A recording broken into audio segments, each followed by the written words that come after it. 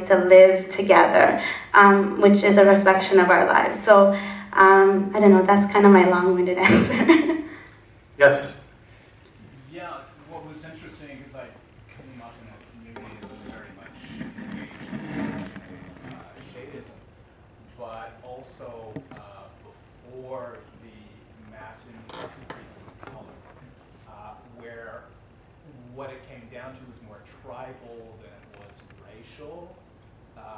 People would get down on people, like when East Asians first moved in, it was the eye, right? People would focus on lips, on nose, smell. There was a huge thing around cuisine and how that made you smell. So I find this is a huge and important issue, what you're bringing up. But beyond that, beyond the notion of colonialism, there is this reality of tribe, where we will, whatever race you are, you will judge based on the influence of your tribe. And I'm just wondering if that's part of what you're going to be exploring.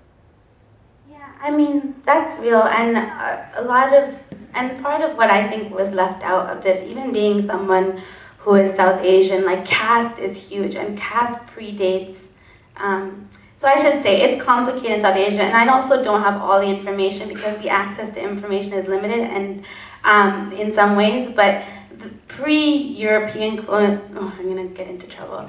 There have been successive colonizations. There have been different people that have moved through that subcontinent throughout history. And so as a result of that, down the line, we also have the caste system, which is centuries old.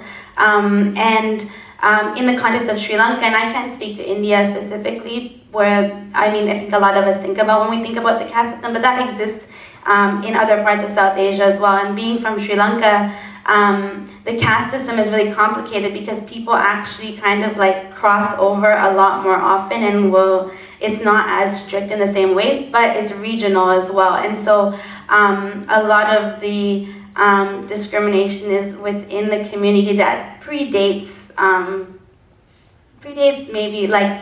it predates the British, but before the British it was the Dutch, and before that it was the Portuguese. So there's centuries of that, and there was other people who moved in or came through. So yes, like there are these other stories and these, I think, things that go back deeper that have other kind of histories of colonization, I would say, but it just looks different. And so there are things that are missing from the film. But I should say that it's way more complex than what we explored. I think what we chose to focus on is more recent, connections of European colonialism, but there are other histories that exist there, which I think then we have to get really specific because even within a continent or subcontinent in and of itself, it's just so complicated. So yeah, it's way more complex. And yes, that's something we've definitely thought about and talked about a lot in conversations. Thank you for that. Yes? Hi, can you comment on the state of shadism in Canadian and American film and TV? I think what comes to mind for me first is, for example, Viola Davis, How to Get Away with Murder. I don't think I've seen she's a darker woman of color, and for her to be in the lead role, and to see her just as a very confident woman of color, as you see her at home with no makeup on, with her natural hair, it's something that I've never really thought about or seen before on Canadian or American media. Can you comment on? I'm going to only say one thing because I don't think it's not my position to speak as a South Asian woman about what we see about Black women in media, but what I will say is that there was a lot of conversations I was having with friends and producers of mine that it was just a powerful moment in time. When we finished this film, we hadn't seen that scene just yet, and I think there are shifts happening now in casting, but I don't know how long that'll last because I think there are waves. Like in the 90s, there was Living Single, and there was Girlfriends in the early 2000s. There's been shows that have, I think, casts that look different, and then it's always this quiet period, and then there's a burst of shows, and I think this time we're really lucky because we have multiple. Like we have Master of None and we have Fresh Off the Boat, and then we have a lot of different casts featuring Black communities as well from the States. And again, this is also like so interesting because we are in the context of Canada, and we're all watching a lot of American television, or I know I am, and me and my friends are. But that doesn't reflect our experiences in Toronto in many ways. In some ways, of course, there are nuances and shared experiences. But anyways, going back to your point, I thought it was a very powerful moment. I know from conversations with women who are my friends who are Black women, it was very powerful. But that's as much as I'm willing to comment because it's not my position to speak on that. I don't feel, yeah. Thank you. Any other questions? I did want to just give you some time to, you mentioned a narrative project that you're working on.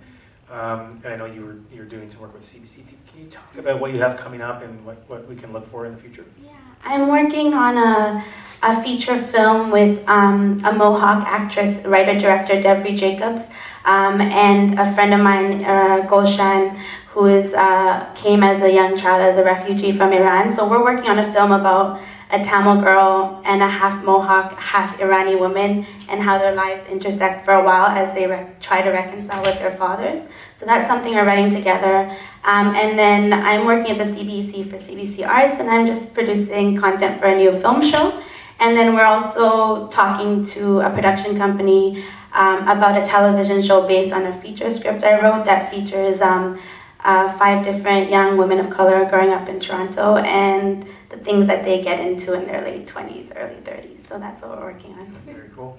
Well, thank you so much for joining me tonight. Thank you everyone for being here. And one more round of applause for her. Thank you so much.